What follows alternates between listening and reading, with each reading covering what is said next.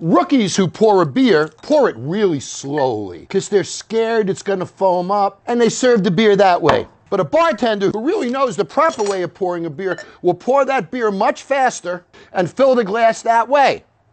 Wait, is he saying that's how you're supposed to pour a beer? That's more than half foam. Is he trolling us?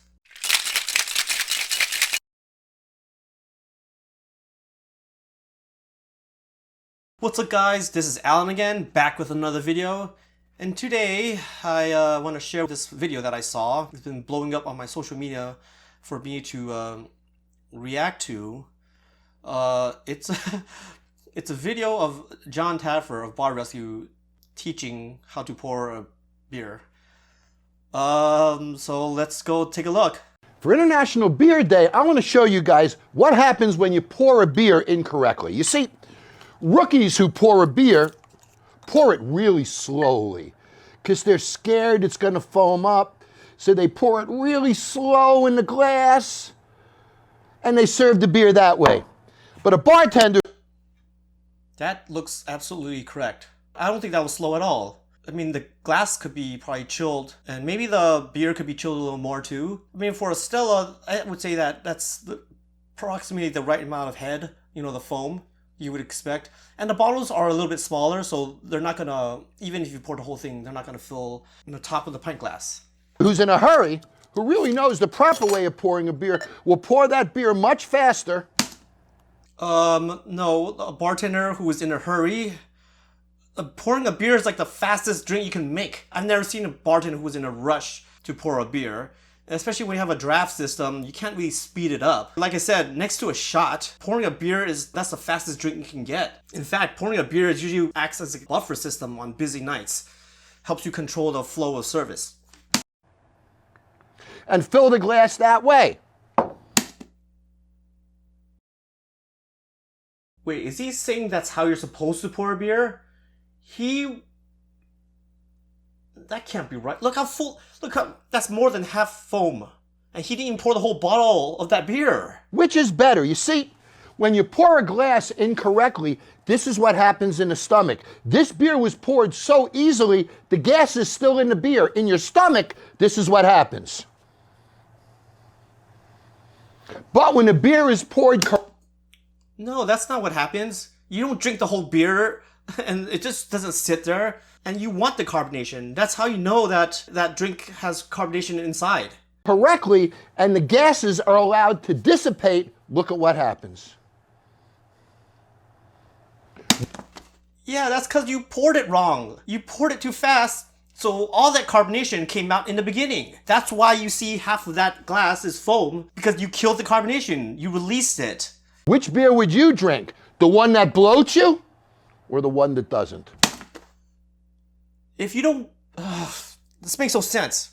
This is like the opposite of what... He talks about this all the time in Bar Rescue. This contradicts him. A common theme of Bar Rescue is him complaining about the draft systems being too warm.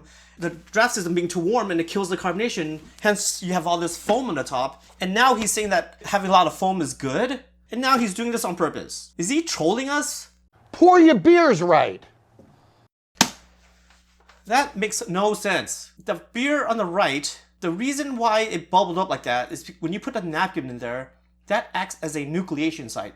This happens to anything, not just beer. It can happen with Prosecco. That's why when you're making a mimosa, you want your juice to not have any pulp, you know, the orange juice, because the pulp in the juice would act like a nucleation site.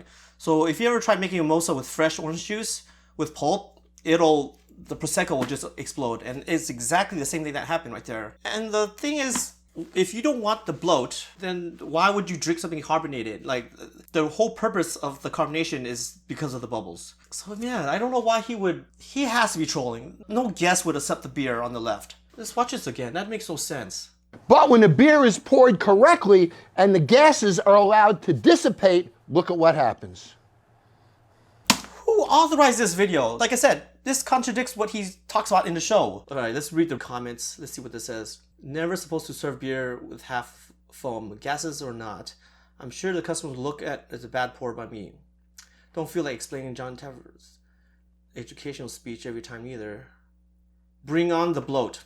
Okay, the reason First of all, the carbonation, just to go back, carbonation doesn't cause the bloat. Beer has carbohydrates and protein, and that's what causes the bloat. If you don't like the bloat from beer, try a cider. Let me rephrase that. More of like a dry cider. The cider has a lot less carbohydrates and protein. Cider comes from apple juice, while beer comes from grains. Some bartenders fill half, and then they come back with the same bottle. Yeah, this is they do this in Japanese restaurants where they pour half of the bottle and they let you pour the rest. I don't eat napkins, so I think I'll be okay with the glass that has all the beer in it. Like I said, the napkin acts as a nucleation site. This will happen with any carbonated beverage, not just beer. I drink it out of the glass bottle it came in with. I mean, yeah, with lighter beers, I guess it doesn't really matter. But if you're gonna go with more like craft beers, like heavier beers, like IPAs, Hefeweizens, where the aroma really matters a lot, you do want to pour it in the glass. For Stella bottle or glass, it doesn't really make that much difference. It's not like a very aromatic beer. I've served alcohol before, and almost all my customers love it when they have little to no foam in their beer cup. Okay, I would have to disagree with this. You do want a little bit of head. That's where the aroma is. Lots of things that we associate with taste is actually smell. So if you're sick, you probably have tried to eat something and it doesn't taste like anything. So your tongue can only taste the five senses: sweet, sour, bitter, umami, and salt. Everything else like cinnamon, mint, that stuff is actually a smell. Those are not actual. That's not a taste. Even though we call it a taste, like, oh, this tastes like mint. But in reality, when you swallow something that has a mint flavor, it actually comes back behind your throat and up into your receptors on the back of your nasal cavity. And that's why when you eat or chew on mint, it tastes like mint. So you do want a little bit of foam. Wow, so incorrect. That is painful to watch. I had to I was second guessing myself because I've seen them teach it to pour it the first way on the TV show. So I asked my brother and his friend, they're both beer geeks, and I'm like, dude, watch this video. Like, is this ever true? Like, do you ever want to pour a beer like how he does on the second thing? And both of them are like, no, you never pour that fast. You want a little bit ahead, but you never want to hurry it up and kill the carbonation. And that's the whole purpose why beer is carbonated in the first place, is the bubbles. You want the bubbles. Been a bartender for years and never knew that I've been pouring it wrong. Thanks, John. No, I would have to disagree. Like, you were probably pouring it correctly. I would drink the one that bloats me. Pouring has no effect on how it behaves in your stomach because you don't pour the entire beer into your stomach. You sip on it.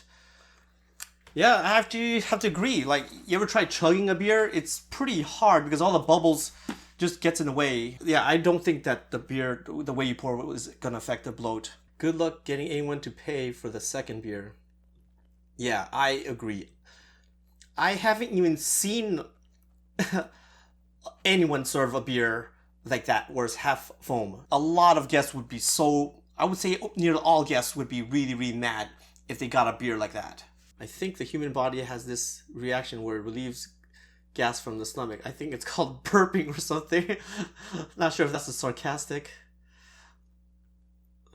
And these comments are a lot. Anyways, what do you guys think? Which way do you pour your beer? Or do you think John is right or wrong about this? Let me know in the comments below. And yeah, see you guys in the next one.